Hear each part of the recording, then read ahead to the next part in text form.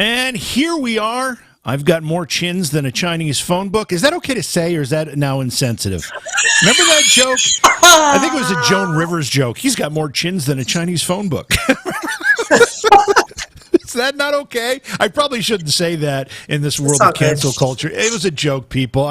If it's distasteful, I'm just actually making fun of the fact that I've got all this. Very funny, actually. But Britt and I have resolved to get ourselves back into our fighting weights and make this thing happen because we watched a lot of the footage from the last weekend and we're like, at what point in our lives did we develop this beer gut, even though it's not even a beer gut? I don't know. Anyway, what a way to start the show. Welcome, everybody. Good to see everybody. We are anxious to start talking about this, and I'm going to apologize for me not looking at the camera like I should be, but again, I'm in this Britt, do you realize my boiler today, because it got cold here again, I had to turn the heat back on, and all of a sudden, I was working in my office upstairs. I went down into the first floor, the boiler's in the basement, and I smelled these noxious fumes.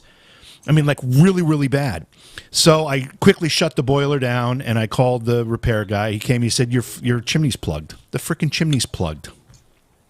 Yeah. What's it plugged with? Soot. Just soot from the oil burner. Yeah.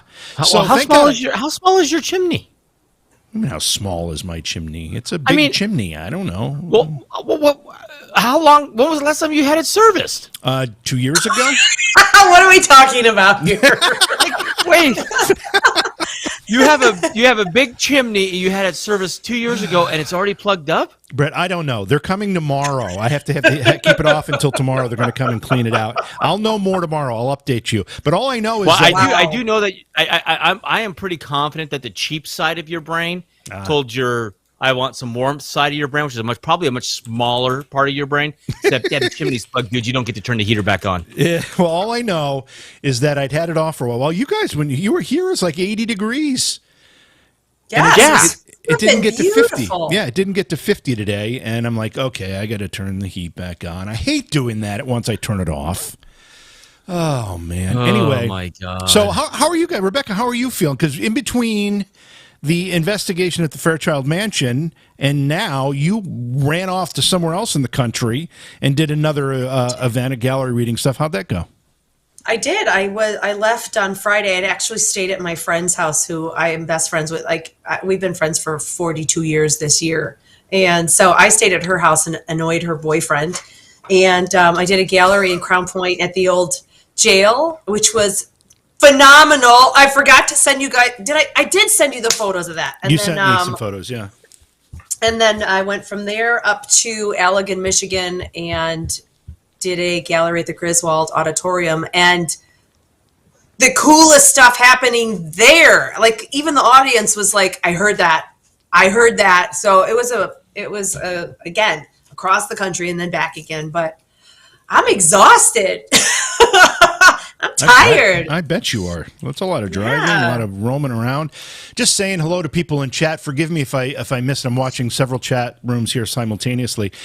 Just a quick reminder, kind of some housekeeping stuff before we get into this. If you've subscribed on our Twitch channel and you used your Amazon Prime account to do that, and you haven't done it in the new month, you need to do it again. So please jump on that and re-up that subscription. Again, it's free if you link your Amazon Prime account. A lot of people know how to do that. If you're unsure how to do that, just ask. I think somebody in chat can probably guide you through it.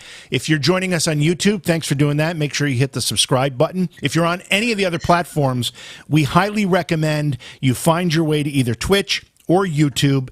It's Paranormal Reality TV on Twitch. It's the @ Paranormal Reality TV on YouTube, and follow and subscribe on those platforms, because that's where we focus. And as this thing gets bigger, which it is getting bigger, we're going to continually narrow this down to those two platforms where we'll spend most of our time and most of our focus. So someone just asked, why do you guys all have cool T-shirts on? And I didn't even realize we do all have.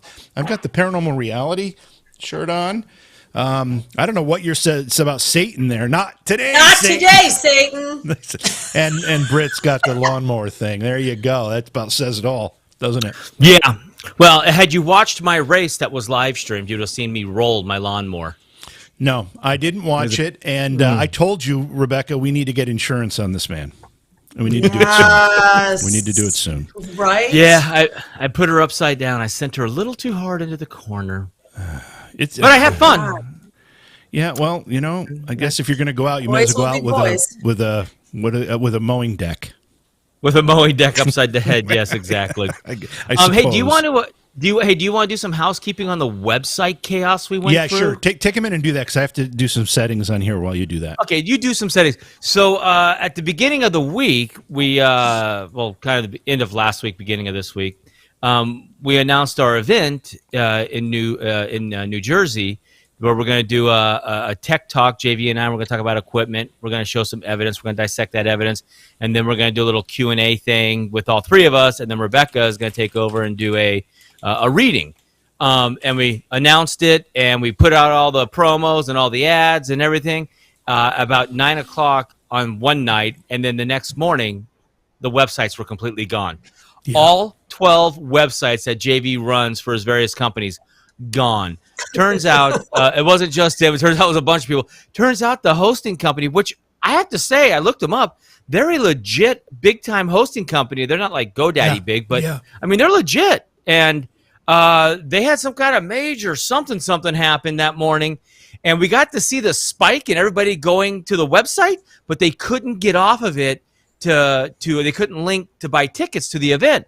They kept getting some kind of a SSL denial thing, security certificate. Basically, they got hacked or something, and their servers completely crashed. And then when JV called to ask for help, they said, yeah, we had something. You just need to delete everything and start from scratch, all 12 of his websites. And the important one, which is the paranormalrealitytv.com website, he didn't have backed up. So he had to build it from scratch. And it looks awesome. This is not fair. I'm getting over a cold, so I'm sneezing a little bit and stuff. I did have it backed up. I just couldn't find the backup. That's the difference. It looks great, though. I love the new website. I think it looks fabulous. You like the new one? The new one that I just kind of patched together quickly? So I really do like the About Us that says Nesectatur antipaticid elit said do is the temporal Well, if you can't read whatever kind of Latin that is, it's on you. I got it. I understood. It just said that we were awesome. That's what it says in Latin. So we had a big belly flop when it came to the website, and it's crazy to me that a hosting service doesn't have a server and a server backup, but they didn't apparently, or they lied to us and they just got wiped out and completely hacked and whatever. And so that was kind of a wah. Thank you. So if you want to join us in New Jersey, which is in the Philly area, it's a suburb of Philly. Where we're doing this lecture at, you're more than welcome to join us. Go to can they go to the website now? Actually, you know what? I'm lying. I'm on the website. It's awesome. Oh, that's right. And we have all of the Latin to describe us. But yeah, if you go there and you stay. Yeah, I'm good with that. Actually, you know what, JV? I'm scrolling here. Live investigation guided by you. Where? Oh, here it is. So at the very top is our upcoming events at paranormalrealitytv.com. You can actually click on the link, and I'm testing it as we're talking. It takes you right to the ticket services that's managing all that stuff for us. And basically, it's about 3 hours of entertainment. And then, we'll probably go to a bar after that and drink. So you can come hang out with us doing that. And it's only $45. $45 right now. It'll be $55 at the door because we have to pay somebody to take the ticket, do all that stuff. So it's $55 at the door, $45 if you buy them online, and you get 3 hours of entertainment. But for those of you that went to all of the Beyond Reality events back in the day and the Darkness Radio events and stuff where I did my tech lecture. Old school. Old school, but basically this is, I really go deep into why we use equipment, what equipment we use, and we really dissect evidence that's been around the horn that's gone viral. And then we're going to dissect some of the evidence that we got from some of our investigations, like the last one we just did at what did I call it? Utica? No, what did I call it? Yeah, you've Utica, called it several. You called it several things. You call it everything but Oneonta, which is what it really is. But but we're going to definitely talk about that evidence too, and show it and dissect it. And then Rebecca does an amazing thing, and she gets in your head and tells you stuff you didn't really know about. Yeah, and I won't stress enough. This is the first one we're doing in this particular format. We're really excited about it. We're going to try to use these to precede our live investigations when we have them scheduled, and we're scheduling more and more of those. So we encourage you to go to paranormalrealitytv.com. Click on the Get Tickets button. It's right at the top of the page, and join us. It's out right outside the Philadelphia area. It's in Mount Hope, New Jersey, which is on the suburbs of Philadelphia. I know there are a lot of people down there that love the paranormal, and it's going to be a night full of paranormal stuff. And oh, what the heck was that? Gosh, are you okay? I hiccuped in mid reach for my cough button. I hiccuped. It didn't make it to the button. I want to thank Ark and Slow Justin for the 3-month subscription in Twitch. Thank you for doing that. Again, you can link your Amazon Prime account to that, and it doesn't cost you anything if you do it that way. Otherwise, there's a small fee, but that helps us do these investigations. Let's talk a little bit about the Fairchild Mansion in Oneonta, which was our investigation about 9 days ago, whatever it was. Rebecca, you didn't know a lot going into it. What were your initial impressions of the building, the history, as you were learning it through the course of the weekend? Well, first off, the exterior is spectacular, and I know that we were all just so anxious to get inside. My thing was I couldn't wait to smell it. I'm a huge smell person, and it tells me a lot about locations. I know that's odd, but don't walk around behind me. You know, I'm no help. You guys do all of the, with James, you guys do all of the camera hookup and I'm really no help unless you guys are like, hey, Rebecca, do this, because I think I get more in the way. So I kind of took off and went upstairs and checked out the place just to get a feel for it. And again, I go in without information, so I prefer it that way. Then you guys who know things are able to clarify, and it's an amazing building. Just the energy there. It was so homey. And what's so cool about these things is when you get to know those people. We were there 2 days. The first night they were kind of like, ooh, the second night they were warming up to us so much more. But they leave an impression on your energy. Like, hey, when are you coming back? And I don't know. I think they were also ready to get rid of us by the end of the night. They were just like, it's bedtime. Literally, can you go? Oh, you know what? You guys, I'm not, okay, Britt, I know you were there for this. JV, you may have been, but when we were getting feedback in the Phasma box and a couple other things where we kept hearing clock, and we kept hearing also, like, I kept hearing what sounded like grandfather clocks, and the clock came up so many times. Well, when I got home, I was searching some of the names that I'd come up with, so I went in through Ancestry, and I found out that George, whom I was talking to, founded the time clock system thing. Okay, let me clarify what that means. George Fairchild was the organizer of what came to be IBM. It originally started as the Bundy Time Machine Company. Yes! Because I think it was William Bundy, maybe I don't have the first name right, invented a time clock. This was in the beginning of the Industrial Revolution here in the United States, and they didn't have a way to keep track of efficiently employees clocking in and clocking out. And this man from upstate New York, Bundy, invented the the employee time clock, and George Fairchild, whose home we investigated, put the company together to market it. It became IBM, and George Fairchild was the first chairman of IBM. Plus, because of his investment, became one of the wealthiest men in the country. So yeah, that's where the clock comes from. Yeah, I know it kept coming up in the readings in different places in the Phasma box, not for me, but vocalized or across the wavelengths. It was pretty cool to see. I sat there going, oh my gosh, it was really cool. Well, and the names like Mary, Charles, all those people were his brothers and sisters. I just went through Ancestry and couldn't believe what I was finding after I got home. Yeah. Cool. I know Britt and I were a little bit frustrated. The first night, the Friday night of the investigation, we had a lot of audio technical problems that we had to sort through. We did fix it by the second night, but Britt, as you're well aware, dealing with tech stuff with ghost hunters, you can never prepare for everything, and sometimes you just have to kind of adapt on the fly, which is what we did.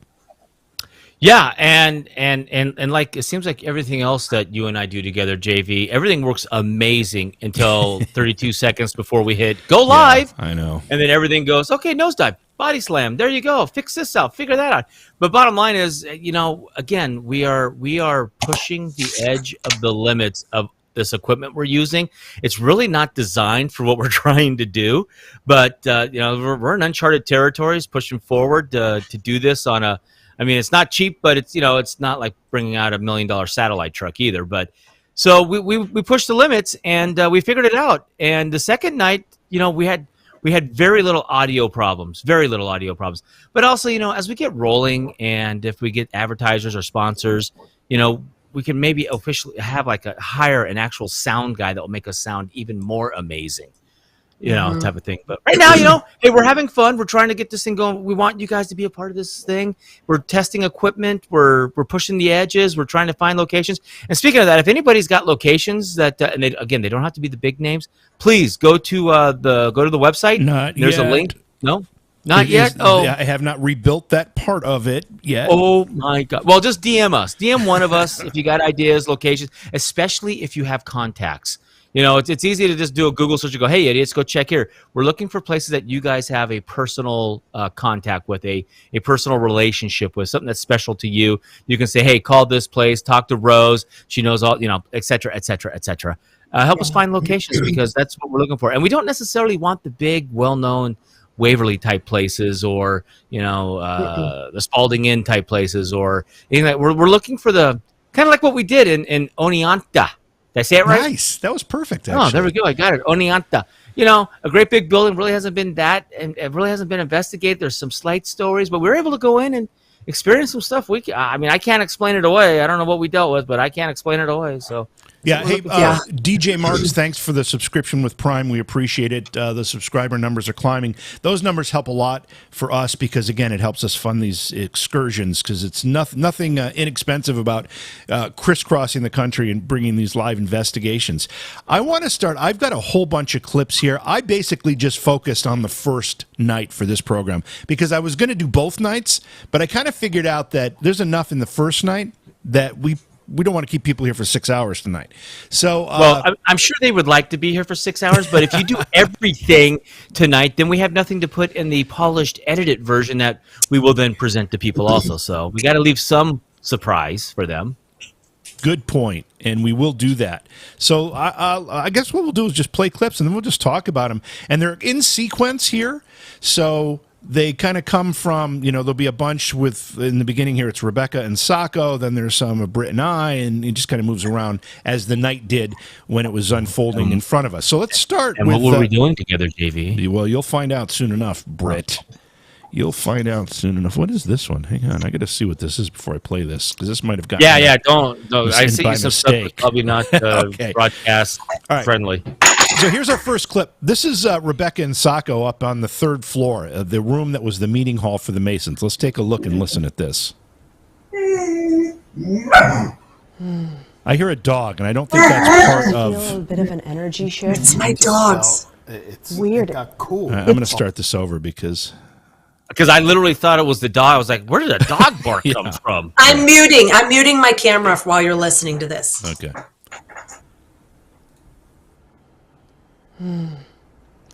Did you guys just feel a bit of an energy shift? I just felt it's weird. It got cool. It's all cold. Of a sudden. It is cooler, but I felt like right in my sternum, right at my top of my stomach, I felt a wave of like nausea just a little bit. Mm-hmm. And you reacted to it before you said anything. So I did, yeah. Okay, so I'm not crazy. No, not at all. All right. No. Well, we're all a little crazy. Definitely almost like a little queasiness. Thank you. Me too. Exactly. It's like queasiness. Okay, so I don't, obviously trying to remember back to the investigation itself might be difficult in each of these individual circumstances. But the reason I thought that clip was kind of important is both you and Sacco, Rebecca, felt queasiness kind of at the same time. There was a change in the temperature there. And that seemed to be a kind of a pattern that affected you throughout the night in that third floor area, whether it was there or into the turret. It was a crazy feeling. It was like I was overcome up there so many times. I was overcome by turn my phone off. I was overcome by just the nausea then, later I was dizzy. I was having palpitations. It was just somebody up there just kept making absolute contact. And the fact that Sako was able to also say, hey, this happened to me too. And it was pretty crazy for me. The feelings alone were, they made me, it worried me a little bit because I kept thinking, how much are they going to try to communicate with me physically? Like, why are they attempting to physically make me feel all of these things? Yeah, And throughout the night, a bunch of times you start saying, please just don't touch me. Please don't touch me anymore, because I think you felt that contact was having that effect on you. I'm going to play another moment from the same session. Temple.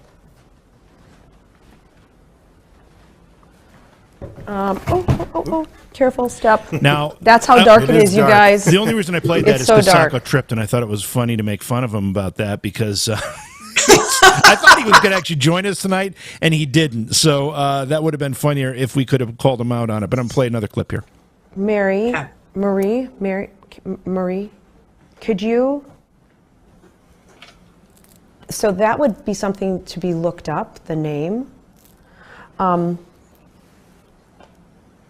Could you? Thank you. I really appreciate you turning that light on for me. Thank you so much.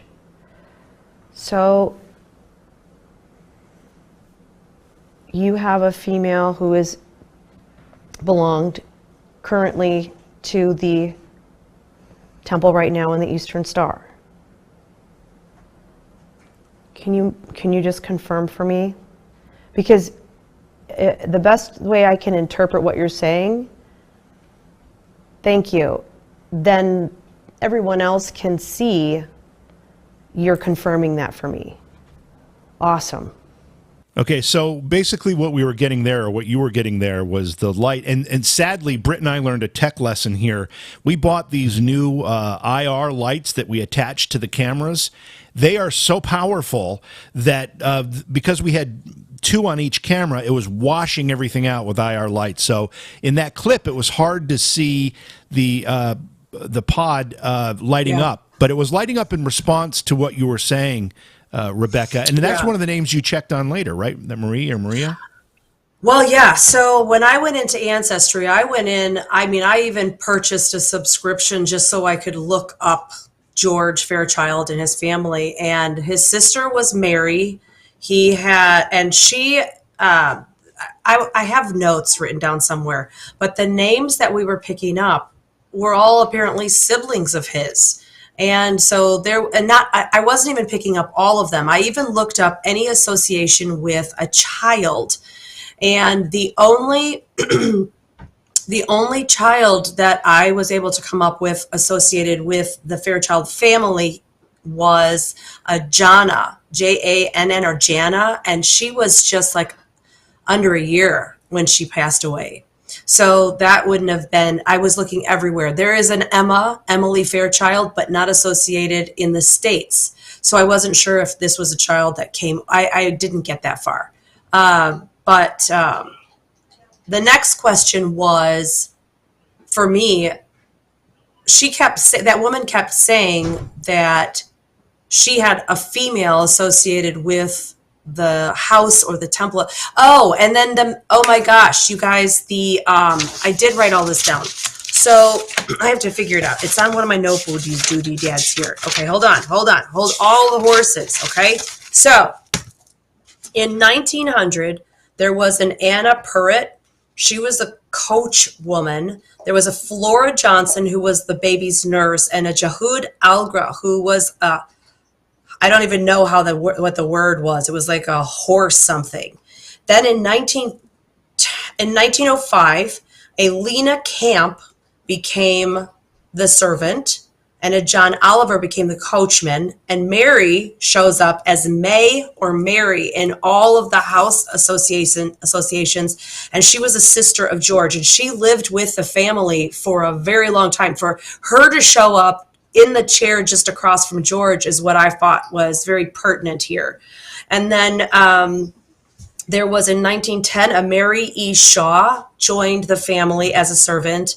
And then in 1920, Vera Loudon became the servant. I could not find anything on a Sally, unless she was, like you said, the housekeeper, his wife. They wouldn't have been on the census within the family if they were just a housekeeper. Right. But Mary was his sister. Charles was his brother. He died at 80. He did come through as well. I'm not sure which night. And then Janny died at 1 year old. That was his sibling, Janny. That's my dog hitting the buttons. Okay. Let's see. What do we want to do next here? This is another one that I was going to make fun of Sacco about, so we'll skip that. Let's go. Okay, this was another interesting clip because you felt all along like there were a bunch of people sitting in those chairs with you. Yeah. So you kind of identify that here. There is a lot of activity. In these chairs. Yes. That's what we have a panel here. I'm telling you, it's like they're wanting to know your perspective on Yep. things, and I think the more we give them that they want, the more that they will. It's almost like they're saying a tit for a tat, or you give, we give. I almost feel Oh, that like was we- awesome! Thank you so much. I guess they're confirming that. I almost feel like we should be playing a movie or something. at this point. I know. Whoop, whoop. Yep. All right, Tyler, switch up. All right, so I went a little long there, but first of all, Rebecca, just take a second and talk about the device that Sacco was holding in his hands, because not everybody is familiar with what that is. The SLS. And it is a structured light system is what it stands for. And it just displays what you would think would be like a multi-gridded laser. And it then picks up formations of the human form. And it's, eventually we'll have a recorder on that. That was just my fault because I didn't know it was a free trial. I thought it was just a free recorder. So that screwed up that whole thing. But it does pick up both human energies and other energies within that change the way that the light forms and how it hits. And so there's that. I have a lot that I found on my own footage, but I have to get it to you. And as you said, that one was so large, that might have been the problem with why it didn't transfer over to the Gmail account. So, yeah, I just want to point out there's a lot of stuff that we are not going to talk about tonight that will end up in the produced episode. Britt has stuff. I've got other things. As I said, the only things we're going to present here tonight are from the first night of investigating. So a lot of other material will show up in the edited version of the program. Let's look at this. This is Britt and I down in the library. And sadly, a lot of times when we would see something, the camera was pointed at us, so we don't have the visual on the camera of what we're seeing, but it's an interesting moment nonetheless. Do you see something moving over there? I see a big belly. Yeah, we talked about that. Mr. Congressman, is that you? What is that room over there? It used to be a bedroom, right? I think that's just a sitting parlor. I think the bedroom was the one over. Mr. Congressman, are you in the sitting parlor right now? We see some I don't know, shadow You movement. might check put the IR in that direction. See if you see anything over there. Sadly, the IR just washes out shadows. Everything. Anything showing up on IR? Oh, and listen to our lovely audio.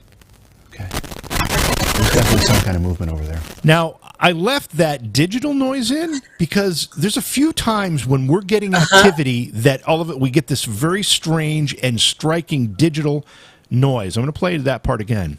Okay. There's definitely some kind of movement over there. So as I'm saying there's some kind of movement over there, you hear all that weird digital garbled, and that happens a few times, Britt. I don't know what your experience has been in the past with activity coinciding with digital noise or digital interference, but this certainly seemed to be the case there. Yeah, or just equipment flat out failing.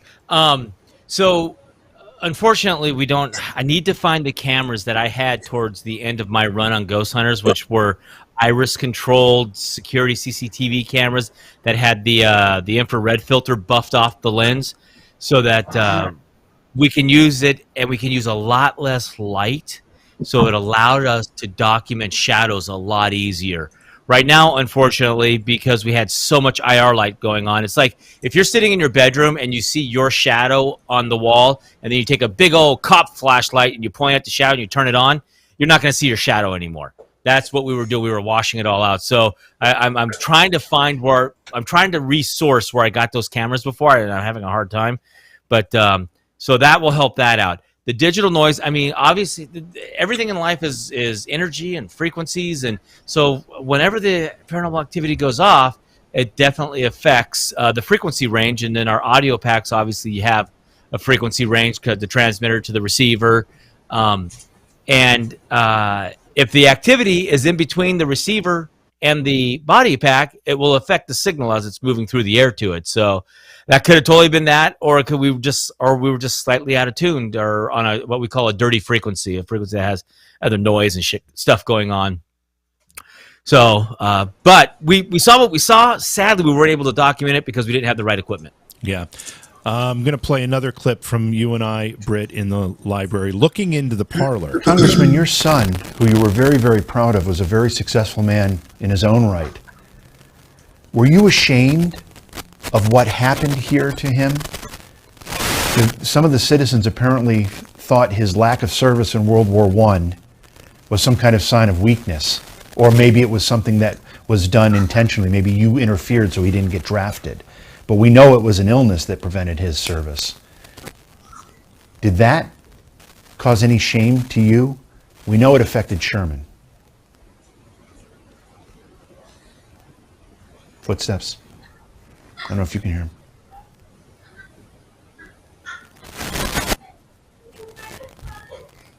I hear slight talking. I do too. Wait, is that from the outside? I don't know. I don't know if that's from the outside. I'm not sure. Wow, the camera picked that up a lot better than I heard it. This is my first time seeing that clip. Yeah. So, I also want to point out, as you watch some of these other clips that I've selected for this discussion tonight, that it seems like the bulk of the activity, the real activity, is triggered by talking about Sherman Fairchild, who was George Fairchild's son, a very successful man in his own right. He basically was the founder of 70 companies, including Fairchild Aviation and photographic equipment, etc. the reason why it sounded so much better right now is because it was Rebecca's dogs in the background I was hearing come through. And I was like, man, is that what we heard? Because it was like right in timing with what we were. I was like, okay, that makes sense now. Sorry. I was like, holy crap. How did we not hear that? Are we that old that we're that deaf? Holy shit. I think you need to replay Yeah, I'm going to have to mute so everybody when I play this stuff, because it's hard to hear the subtleties. But Sherman, it seemed like the activity really would be triggered mostly when we talked about Sherman in some fashion. Sherman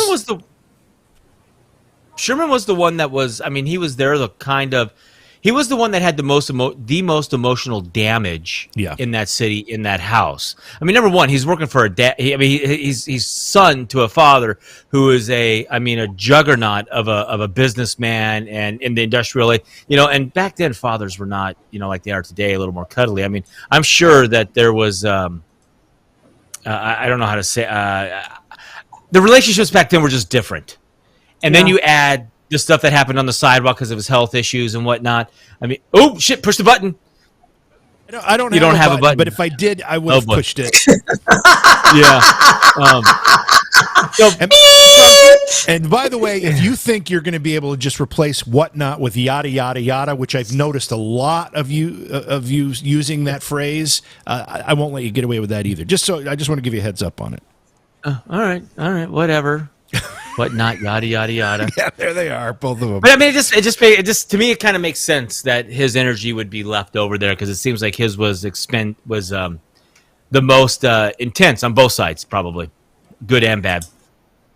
All right, I'm going to go back into the card room, which, by the way, Rebecca, I'm still not over the fact that you said tell JV to meet me in the maid's room, and I walked all over that house, 3 flights of steps, up and down, back and forth, right and left, before I found you in the very back corner of the first floor in the what the Masons call their card room. Yeah, I got my and James like all I hear is heavy breathing coming from your mic. I'm like, that's because I'm going up and down stairs. I'm everywhere. I told you where I was going. Yeah, I was wondering. I had no idea. Anyway, here's a clip from that part of the investigation. Hold on. Okay. I just saw a shadow. Yes, there was a little girl. Did you see it? Yes, there's a little girl in there. Can you come in here? That's why I said, hold on a second. Can you come in here? And can you come play Somebody with this? come from this behind me angle and make sure you're shooting this way, please. Can you come play with this for us? Because Charles is not going to.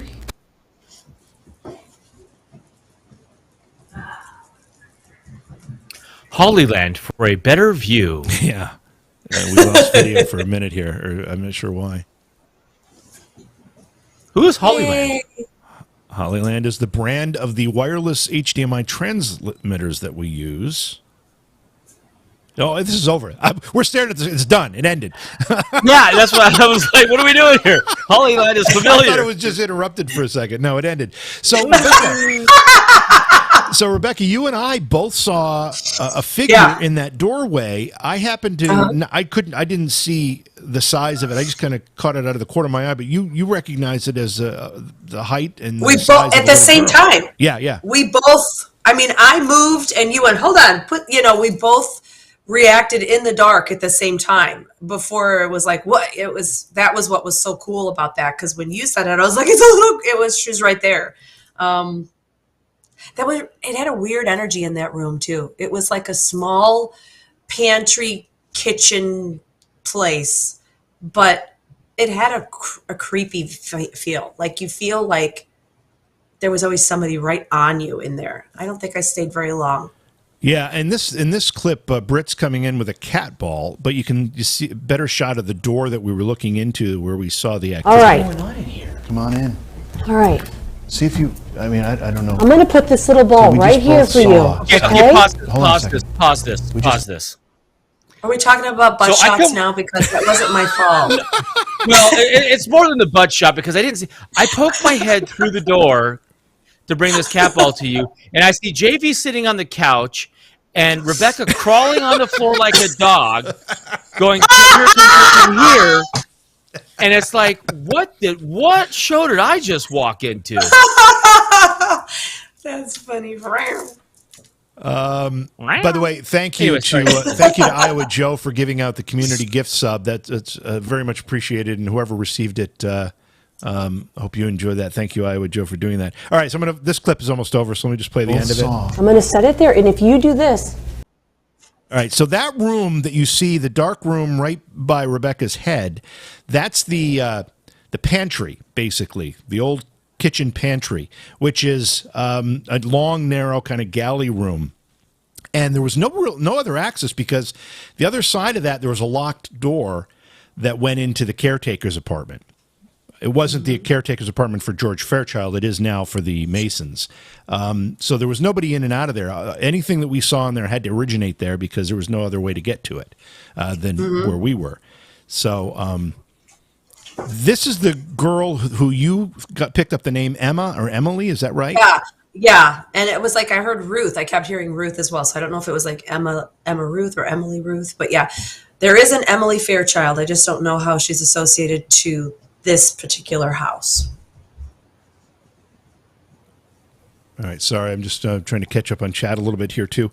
All right, so let's see. This is okay. So we all know everybody has a different tolerance for the camera, but I found out that Britt is so anxious to get to his face in the camera. Look what he does here. This is really, really remarkable. I'm not sure how I feel about it. here, Britt. Look at that. He sticks his face right in the camera. Look at this. I'm not on camera. I got to be on camera. Look at this. Look. He sticks The his most face. dangerous place to me The most dangerous place to be, JV, is between me and a camera. I'm just putting that out there. Holy cow, I'm surprised you didn't get IR burns. You were so close to it there, but you stuck your face right into the camera. She's in here. Around that door. I just had to pick on Britt a little bit there too. All right, let's Okay, stop a second. Yeah. Wait, what is right on his shoulder? What is that? the shadow above his right shoulder. Yeah, what is that? That whatever it is in the dining room. There's nothing I think there.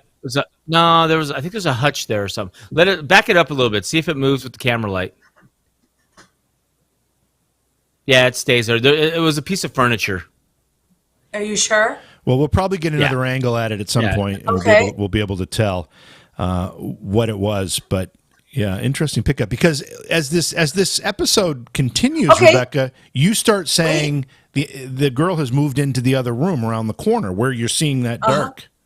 Yes, darkness. and if you go back to that really quickly, that very last shot that you had, I was able to see just enough in that room. If where the chair rail or whatever this is around the bottom right of that door, if you look, there is actually a small shadow there. There's nothing in there that could create that, but that is a small shadow there as well. About now? Where now? So in the kitchen pantry door, right by his left ear, there's the chair rail. If you follow that right into the opening of the door, there is a dark shadow there too. That's why I was like on the screen going, hey, I can actually see in that room. Are you talking about replay it on the floor area, or it's right if you follow the chair, his ear to the chair rail, boop, right on the inside of the door, there's this like a half moon, half circle shadow there. There was nothing in the way. It went straight to so there's a darkened shadow there too. And that stuff I wasn't able to look at prior, but I'm wondering. No, play it, JV. Let's watch it. You want to watch the whole thing again? So we can watch. I mean, you just want to see your face in the camera again. Let's see. Here we go. But, okay, there's nothing there on the right floor now. there. Nope, there's nothing there now. There's a big head. There's my head. And oops, I'm sorry. I tried to pause it, but it ended and it repeated. No problem. I'm going to stop it beforehand and then do it frame by frame.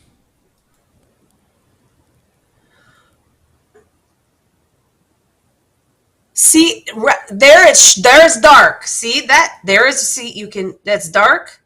And then the one before it, it's clear. You can see the door frame on the, see that? Am I just blind? Am I seeing things? There is shaded. And the one before, and then there you can see the door on the other wall. You can see the white. And there you can't.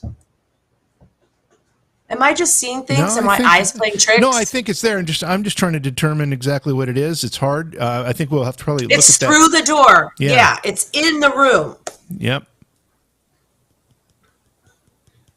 Right there. It's there. Yeah.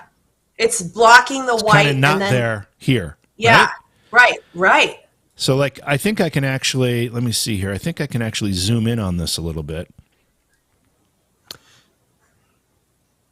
Because it's right there, right in the center of the frame. Yeah. Yeah, interesting. The only thing I worry about with stuff like this is, we're in IR light, we're in low light.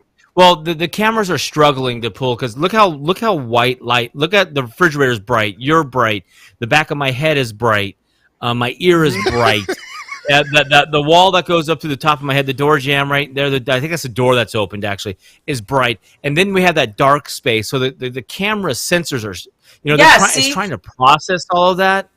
I mean, people are seeing it though, like in chat. They're seeing how it darkens. Right. But my fear is that it's just an anomaly of the digital process. Possibly, yeah. I mean, it's not enough. I don't think this is enough for us to get excited over. It's curious. It's curious, but it's not enough. But it's not. But I would not.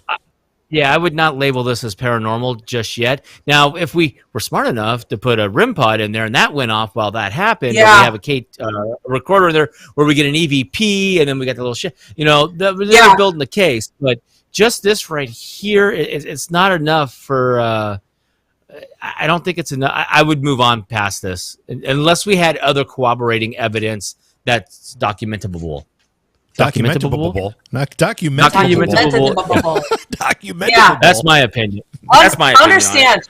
Yeah, absolutely. I agree. It just looks like it's definitely Okay.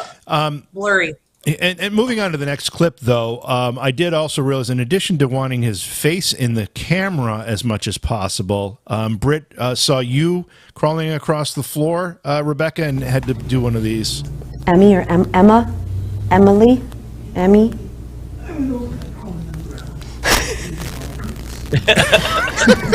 Old man sounds. And we got another last shot. Scotty would be proud. At least we don't have butt Scotty crack, would be proud. Old age sucks ass. Yeah. All right, let's see what else here. This one. Okay. So Rebecca, you were your watch kept going off. Yes. Lighting up, and you said it was set so that it should only do that when it was touched. Yes. So here's a little sequence where you're talking about that. See, the thing about this watch, it's set to only turn on if I touch it. And for whatever reason, it's been turning on the whole time we've been here tonight. Like something's touching it. Can you take it off and kind of put it out there for him to touch? All right, I will do that. Here we go. This has a picture on it.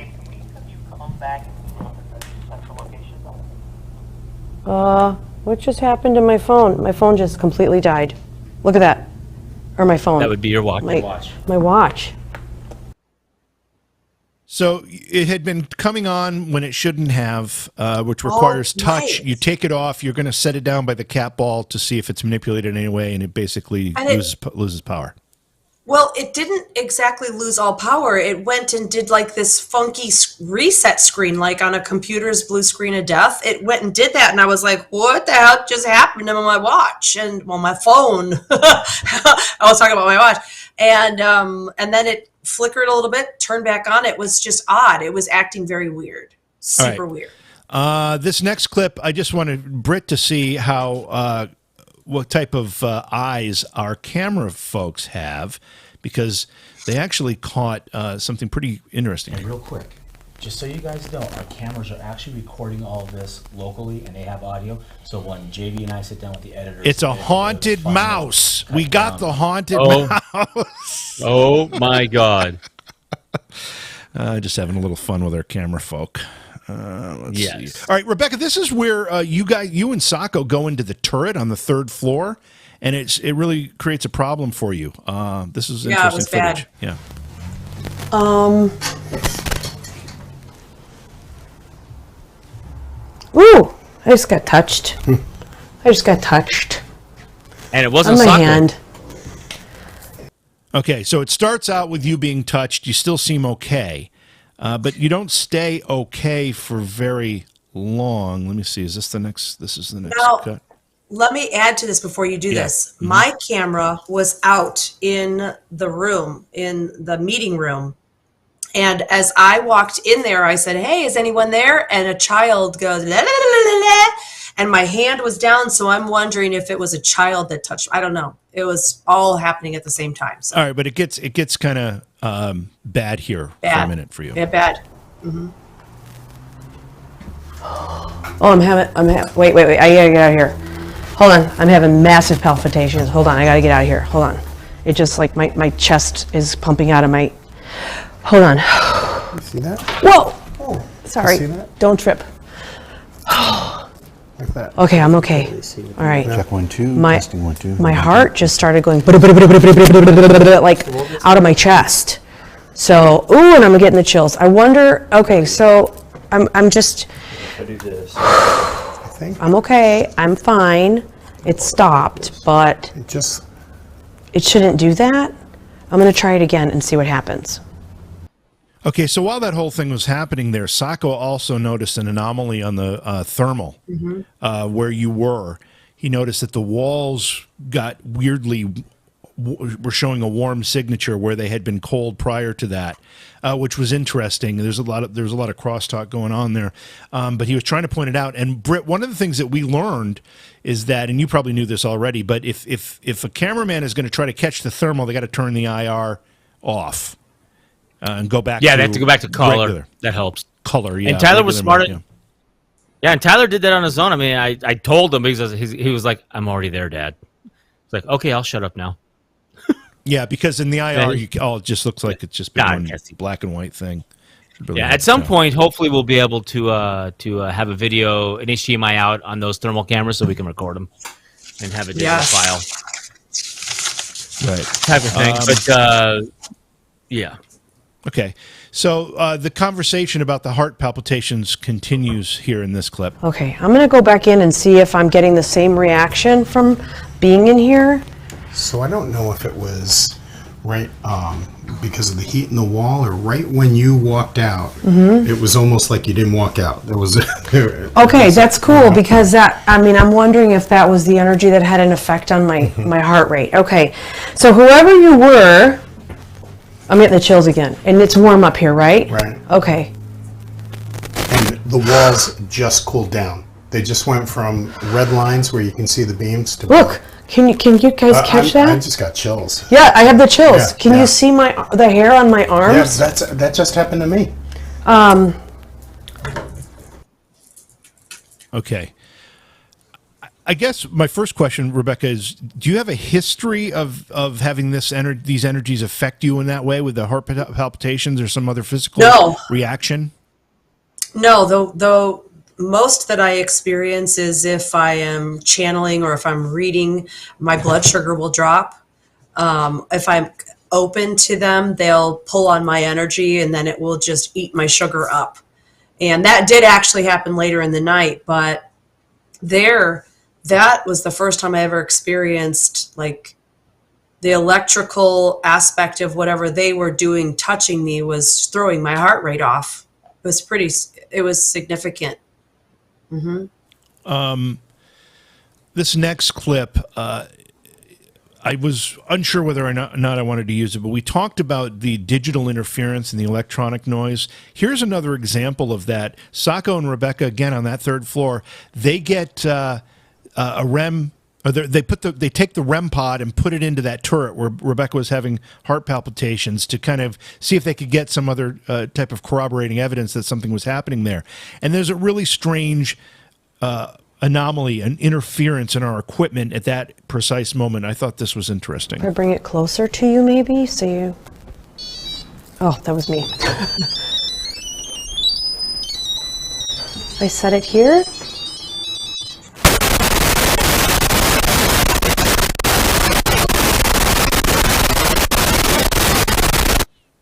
As soon as you set that down in there, digital hell breaks loose in the audio and the camera. And those are two different signals, completely different signals.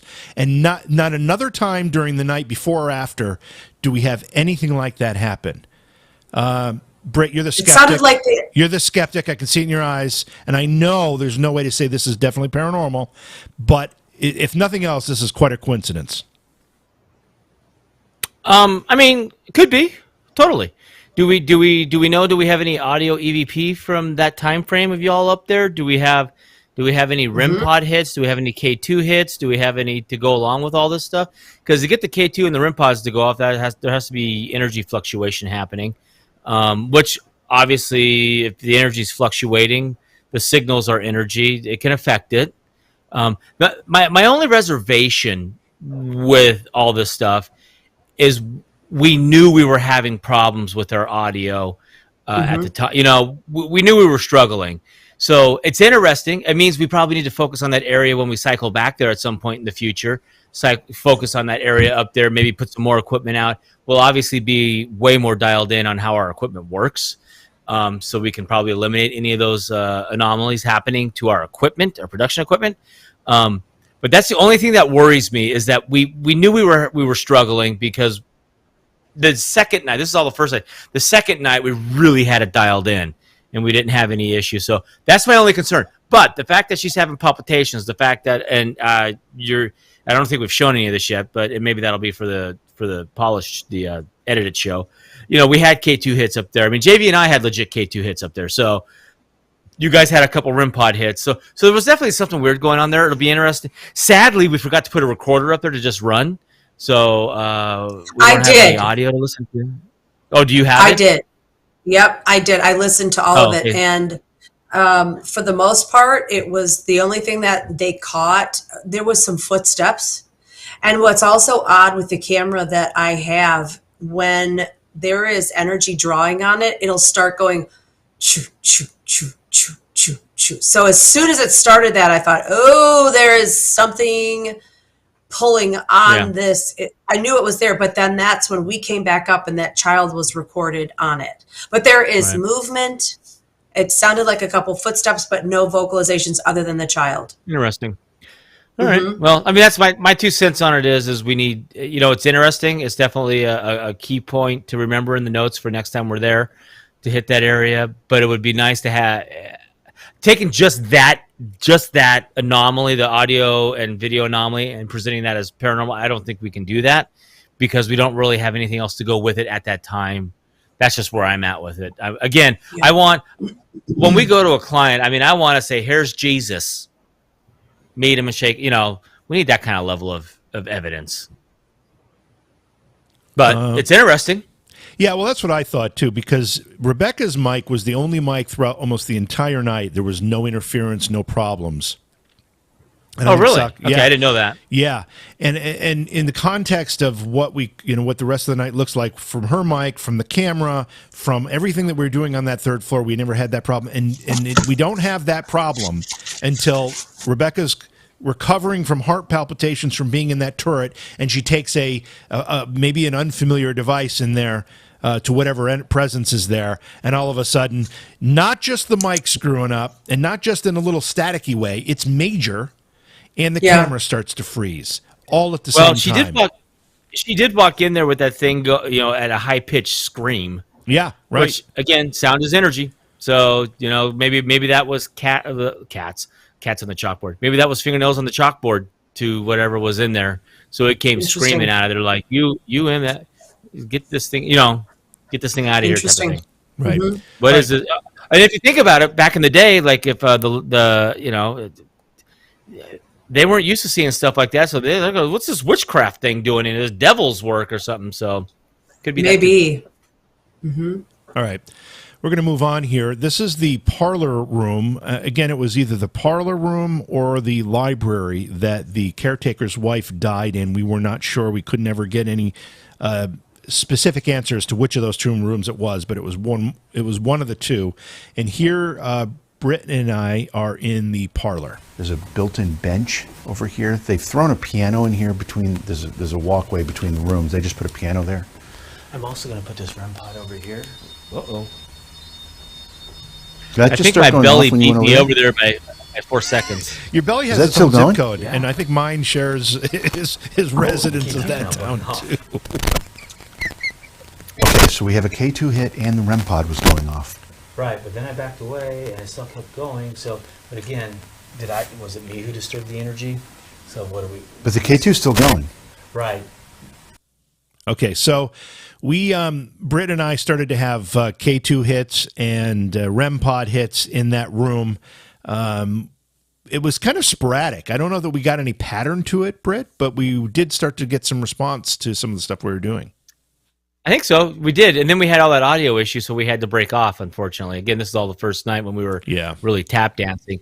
It really actually kind of sucked that first night because we would start to get into a groove, and it's like, it's starting to... And then come back to command. We can't hear your audio. The audience is, the chat is saying audio is horrible. So that really effed us up the first night. The second night was much better. What happened to Rebecca? Did you already fire her? No, she had to step away for a minute. I'm like, there's too much dog noise coming from your mic. Yeah, she got the old Tucker Carlson. Oh, boy. So here, listen, this is something that I think I'm going to save and use over and over again, Britt. This is some golden footage you gave us, and I want to thank you in advance for these 7 seconds.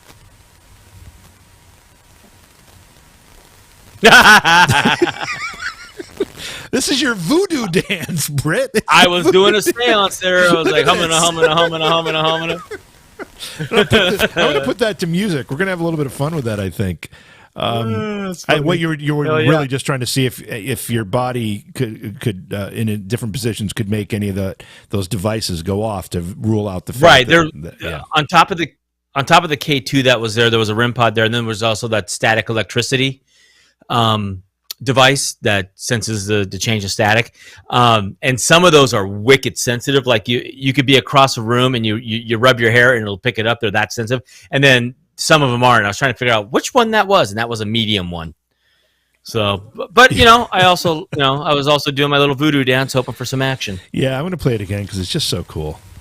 Look at that. Yeah, I think my son was filming me do this, and when I got done, he goes, "What the hell was that all about?" Well, he was right. He was definitely right to say that.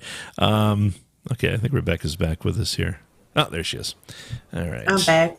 Okie dokie. Let's see. What else do we have? Oh, this is Rebecca and I in the, what room is this? Oh, the library. I don't remember what happens here, Rebecca. It just says, oh, it's a REM pod hit. So let's take a listen and look as to what happens here. Hello? Is that that? We did that, right? Did we? Yeah. No, we're not doing that. We did not do that. I hope this camera picked it up. And there was just a noise behind you. Did you just walk through us or past us? Oh, look at Is that that. what it was? Like you got us to move closer to there, so you brought us there so that you could walk past us? Wow.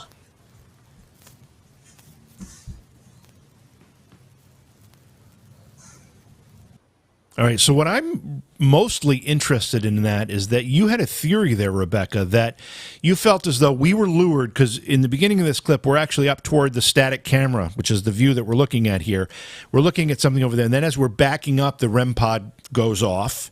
We continue to back. First, we think it's the two of us that are actually setting it off, but as we keep going back, it's still going off, and then you sense something behind us. And you kind of question as to whether or not that was done intentionally, if we were drawn to that corner so that something could pass through there, right? And if you look at that footage, my mouth dropped because it was an orb or whatever. It crosses right through that. And actually, it was so cool. Right in front of us. I also want to point out how nice my shoes look, as opposed to the scuffed up ones I had in the first investigation.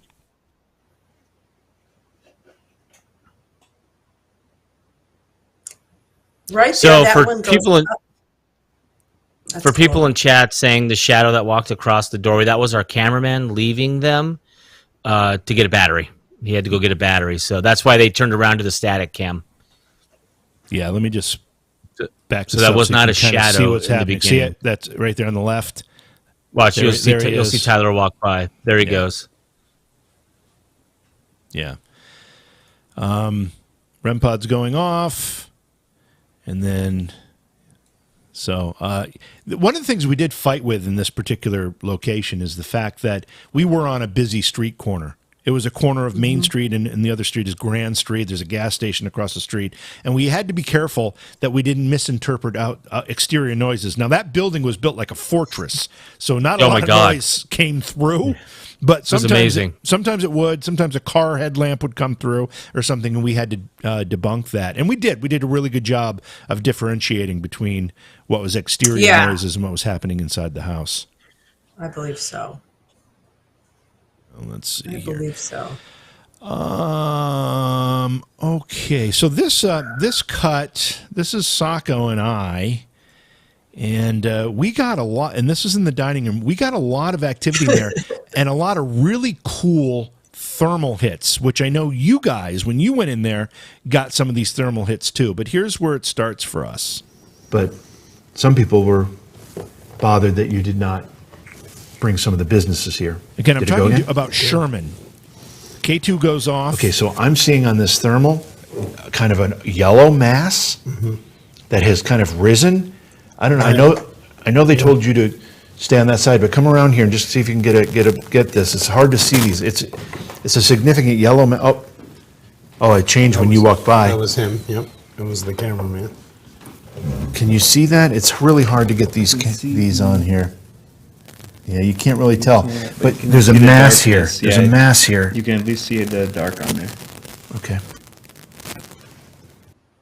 Now that was in the chair that was at the same end that Sacco and I were sitting at.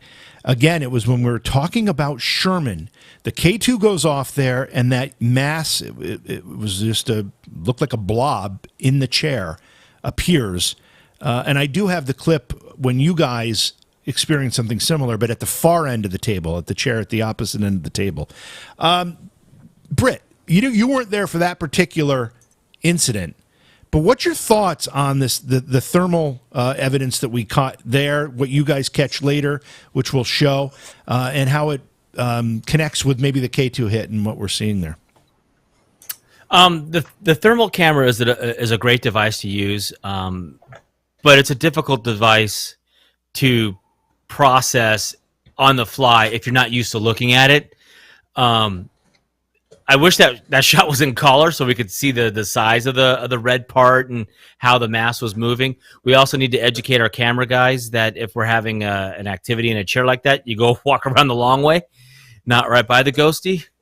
Yeah, right. Because that might disturb the energy. But it also throws the thermal, which is why you saw the thermal camera go into flux. I mean, it has a sliding scale of what's the coldest, what's the hottest within a color palette. Right. And if something really if something hot or cold it throws the palette off and it kind of discombobulates everything. But the thermal camera is a great device. It's really a good device for debunking. But man, when it has a weird anomaly happen,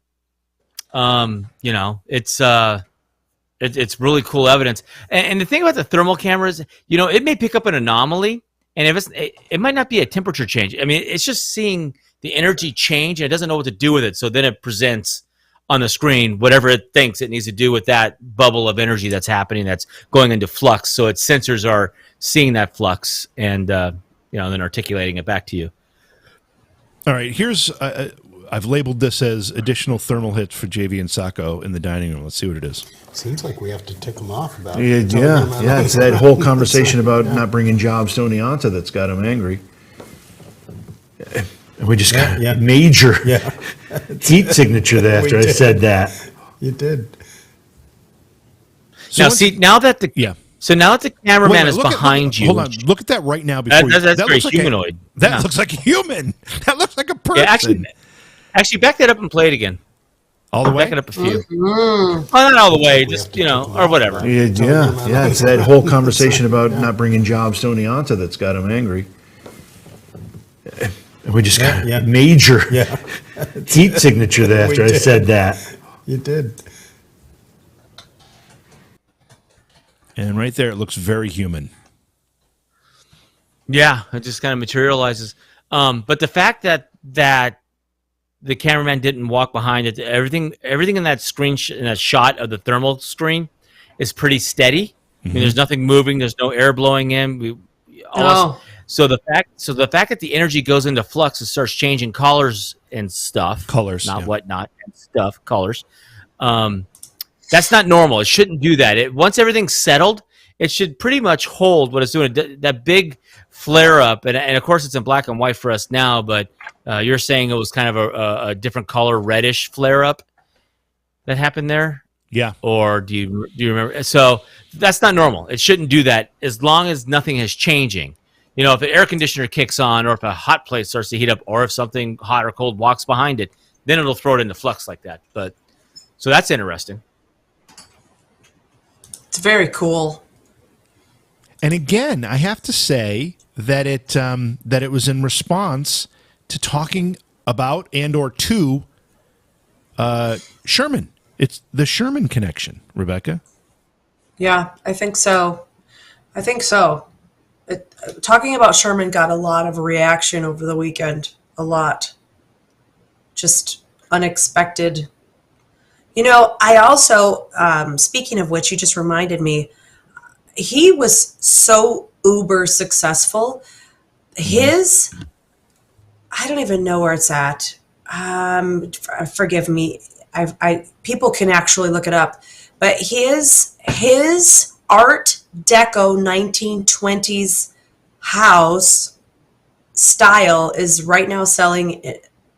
It's a tiny, it's like a tiny $35 million. Yeah, is that the Right one in now. New York City, probably? Yes. Yeah. Right now for sale. It's right now for sale. It's amazing. It doesn't look like it belongs in the 20s for sure. It looks like it belongs now. And it just showed that he had this amazing taste and the friends that he had, and he was so upscale, and you look at it and you think that is not that's so like out of the time zone. So it just shows you how up to speed he was with everything, and forward thinking, I think, is the way to say it. But every time you talk about Sherman, man, boom. Yeah, it's interesting how that happens. I'm going to fast forward now, and we're getting close to the end of the clips I have. And remember, there's a lot of stuff we're not showing in this review that we're going to save for the edited version of the episode that'll be released. Yeah, there's a lot, and that'll be released hopefully soon.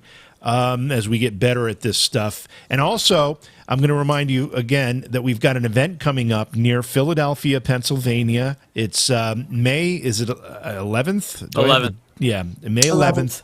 It's a psychic gallery reading from Rebecca. It is a presentation from Britt and I about equipment and evidence, and then it's a panel discussion, not necessarily in that order, but a panel discussion Q&A with the three of us. And those tickets are on sale now. If you go to paranormalrealitytv.com, right at the top, there's a little bug about it, and you can click on a button there to grab tickets. There's a very limited number of tickets. It's a very intimate setting.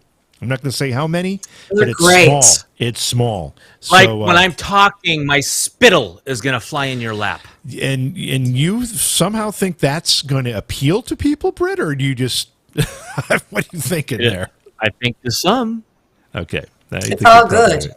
All right. Good. This is Rebecca and Britt now taking over for Sacco and I in the dining room. Haircut. Shaven haircut.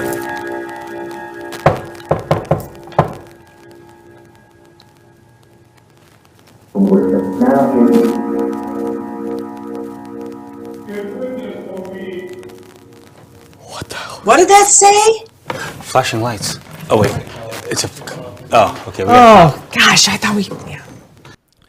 So this clip starts with Rebecca, you seeing on the Phasma box the word haircut, which anyone who watched the live episodes know that prior to Rebecca and Britt sitting down there, Sacco and I had played Shave and a Haircut several times on that table and got some response. And one of the first words you see is haircut. It was crazy. Cool. Yeah. I know. Yeah. Britt, your take on that? Because I thought it was amazing. Yeah. I poked you. I thought it was telling me to get a haircut because my hair was a mess. I'm pretty sure Sherman was a squared away guy going, look at this hippie coming in here. Get that haircut. Probably. Yeah, you look like Jesus and all. Well, I'm going to play it again because, as you pointed out, there was a few words in there that sounded almost menacing. And I don't know if we can make them out. Or like a foreign language. Haircut. Shaven haircut.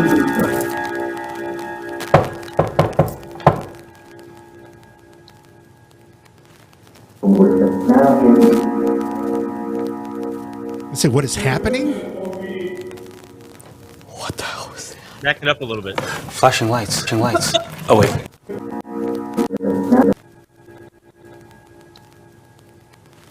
What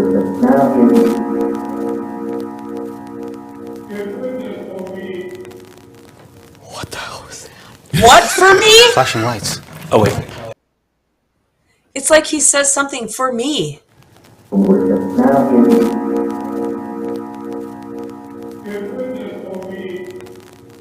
A present for me? Flashing lights. Oh wait. It's a. Oh, okay. Oh gosh, I thought we. Yeah. It's an interesting few seconds there. Now, my jury's out on the Phasma box. I know, Rebecca, you love it. You like it. You use it a lot. I'm uncertain. Anytime an app is in charge of discerning evidence, because it's we know what happens we know that there's a potential for a programmer to insert biases into that. So I think it's a fascinating device. I'm unsure what I think of it ultimately as far as evidence, but that was a cool moment. Well, that I can tell you this. It is completely independent of any programmer. It is in my Phasma box. It is downloaded into that tablet. There is no other. Well, that's software that's written by somebody. Somebody wrote that software. Right.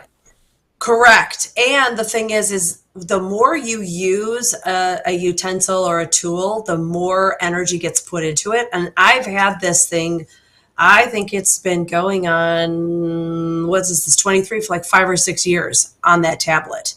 So it's used to going places with me, and I think it's just because, you know why? Speaking of which, I have had that at so many investigations, and you would think that the same stuff would pop up or crop up, or it would be maybe following a pattern, but it's not. It's actually said, it even said my name. Yeah, well, here's one of the things that I've kind of been trying to keep an eye on with that device.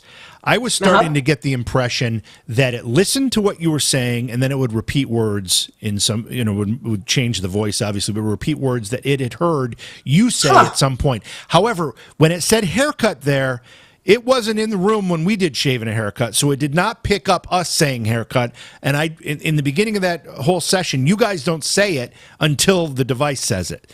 So that was interesting to me.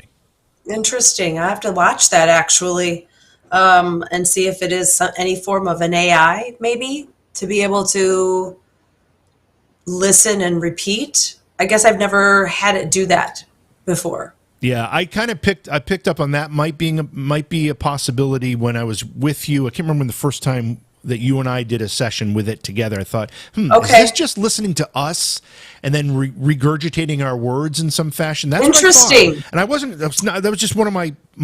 No, that is absolute. No, I think that's a good thing to watch for, to say something specifically and see if it comes up with or repeats it. Yeah, I might do that without an investigation. But what we just watched was not that. I can attest to that. All right, let's move on here, because this is further into that session. The two of you, this is when you start seeing some pretty cool thermal hits.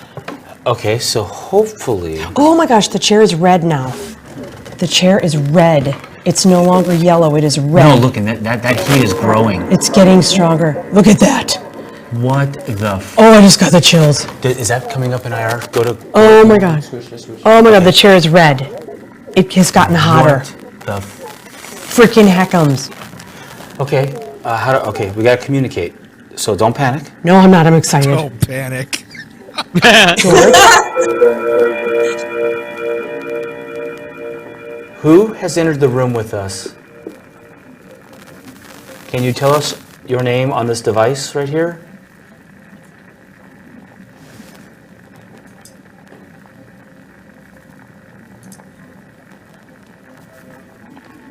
Look at the red. It's getting hotter. In theory, it should be getting cooler. No, it was yellow green. It was cooling off. It's red. George, is that you? That was a foreign language.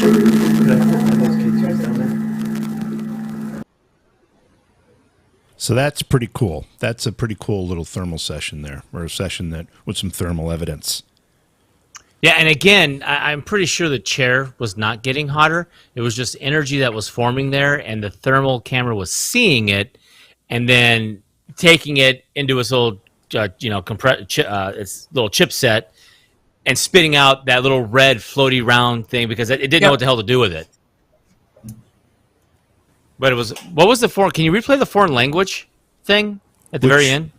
At the end on this clip? At the very end, the fantastic thing spit out some kind of foreign language. Phasma box, yeah. Yeah, that's it. The fantastic thing, yeah. Look at the red. It's getting hotter. In theory, it should be getting cooler. No, it was yellow green. It was cooling off. It's red. George, is that you? That was a foreign language. Huh. All right. George, is that you? Yeah. So some pretty cool moments there. But actually, I think one of the best moments was this, and I think that we really nailed something here. And it's a little more sensitive.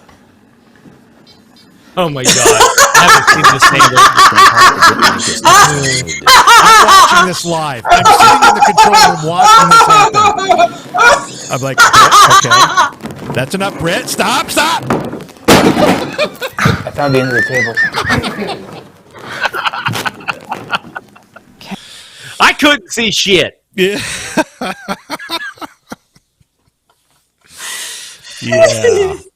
Yeah. Did we able to get that REM pod to work again? Was that fixed? Yes. Yeah. It was. Okay. Yeah, Bradley it was fixed it. It was fixed. Yeah, I couldn't see shit. You know, Yeah. and if you look at the chair, it's pushed out. I could just see the top of the chair, right? Just so I thought the table had more. I didn't realize the chair was pushed back. See how far back? So I thought the chair was tucked up. So I thought I had more room to go. I swear to you, I was sitting in the control room watching, and I'm like, okay, all right, here he goes. All right. I'm like, wait, Britt, no, and crash. Down the end of the table. Oh man! Oh, and then one of our friends in the chat room made a great comment, which I thought was brilliant too. It's blue. Lala says the REM Maybe pod it's just blue did 'cause you shave guys and a are in the haircut. As it bounced off the floor, which it really did. Here's Britt putting this, trying to figure out if it's broken or not. Anyway, yeah. Well, done deal. That's all I clipped for tonight. I thought, and that took us an hour and a half, so that's perfect, I think. I don't know if you guys want to add anything or talk about anything else. No, I mean you basically did all the clips that I have too. So Okay, I just have the beginning and end to put out on the socials. right. Rob said outro. that you were just. Rob said that you were just being a cat knocking stuff off the table, Britt. Yeah, I'm good at that. And watching it fall. I'm good at that. And watching it fall. Yeah, yeah. Wow. Okay, so one more time, I will mention that we've got an event coming up that'll precede by a couple days our next investigation. We're excited about what we've got in the works for that. But on May 11th, near Philadelphia in Mount Hope, New Jersey, we're doing a very intimate presentation, which will include Britt and I doing a tech and evidence review, discussion, and lecture.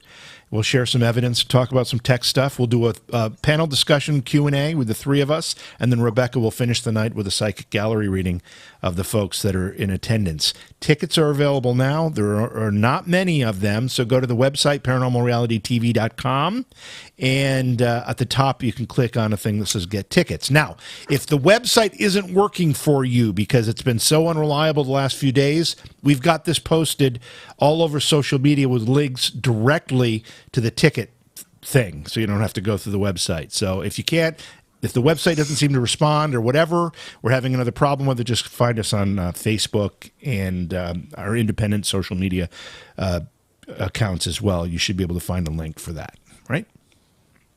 Right. Whoop, whoop. Right. Right. All right, and then take the time to like the videos on the YouTubes and the Twitches, and share if you want. That'd be amazing too. And next investigation is the weekend of May 11th, so 12th and 13th, live investigations coming up in May. Yeah. And do we know where that's at? Yeah, New Jersey, just outside of Philadelphia. Oh, did somebody ask? Is that what you're saying that? No, I'm just being an ass. Okay, gotcha. All right. Yeah. Anyway, thanks for joining us, everybody. And thank you for those who jumped in and subscribed tonight. If you've got a Amazon Prime account, you can subscribe on Twitch for no fee to you, but it gives us some credit, helps fund these operations and investigations we're doing, which are a lot of fun, and helps support the cause here. We appreciate that. Also, share, like, and subscribe on YouTube as well. Let your friends know about it, and we'd like to grow this community. We're getting to be quite a little bit of a force here. We got a lot of folks following the programs and watching the videos, so we appreciate that very, very much. And again, if you have a location in your area that you have a personal contact with, please let us know. DM us on all the various socials. Yeah. I'm waiting for Rebecca to say something because I figure you want to... I'm listening to you both. Yeah, okay. All right. good. All right. Well, thanks everybody for being here. And do you have a gallery coming up on Twitch? Do you have any of those scheduled? Yes. Yeah. I was going to say not on the weekend. I'm home for the next couple of weekends, but on Twitch tomorrow at 2 Eastern. No, 6. Tomorrow is a regular gallery at 6 Eastern, but then Wednesday at 7. I'm confused. Okay, tomorrow is 7 Eastern, not 6 Central. Tuesdays is 7 Eastern, 6 Central, regular gallery. I was getting confused. Wednesday is 2 p.m. Eastern. I do just a medical intuitive reading gallery. So that is all I do at that point. It's not like talking to anybody. It's all about people's health. And I also want to comment because Rob has been active in our chat room on Twitch that we are trying to schedule some investigations to bring both Rob and Scotty Roberts back out with us because we've had for popular demand for the two of them to return. So we're looking to work those out in the near future as well, get them back out on the road with us. So, all right, that's going to do it, everybody. Thank you for being here and thanks for supporting the show. Share it with your friends and we'll see you all next time.